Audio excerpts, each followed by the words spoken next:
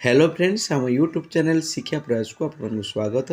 जो मैंने high school teacher आस्पिरेंट अच्छा से गोटे गुड न्यूज आपने देखिपुं आसला वेस्टेड 2024 बा Odisha secondary school teachers eligibility test. तेबे ये अनेक आस्पिरेंट मो मन प्रश्न उठुव तेबे ओस्टेट जदि आसला तेबे एलटीआर केबेठारु आवेदन आरंभ होबो। ए वीडियो रे हमें डिटेल्स डिस्कशन करबा। वीडियो लास्ट पर्यंत रुहतु। जो मैंने मो शिक्षा प्रयास यूट्यूब चैनल रे फर्स्ट टाइम अच्छी आम चैनल को सब्सक्राइब करनी, कारण आम एजुकेशनल रिलेटेड सब प्रकार इनफॉरमेशन सठिक भाव में दौचु। आम वीडियो जदि आपंप हेल्पफुल रोचे निश्चित आप गोटे लाइक करनी। देखी नियंतु बीएससी ओडिशा तरफ गुरुत्वपूर्ण नोटिफिकेशन टी आज 14/11/2024 आसी।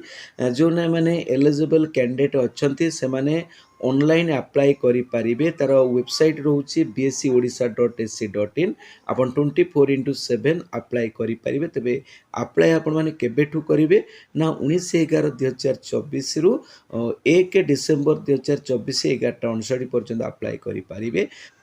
देखि नियंतु तो payment of fees shall be done through online mode latest by 11:59 PM of 30 November 2024। देखो 30 नवेम्बर 2024 11:59 सुधा आपण माने ऑनलाइन पेमेंट करि पारिबे।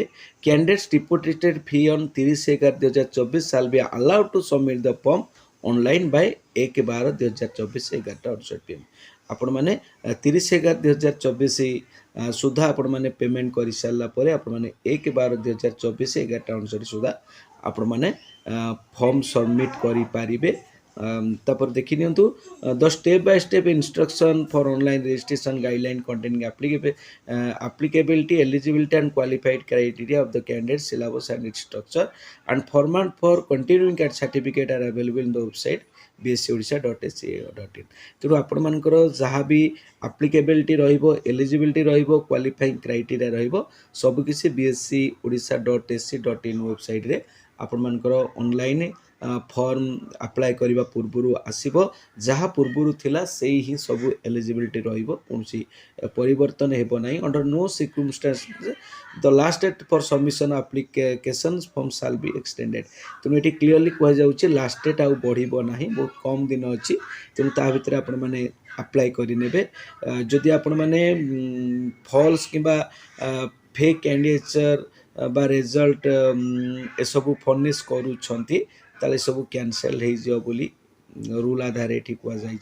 The information once submitted by the candidates relating personal data address caste subject etcetera during online registration can not be changed at any later state.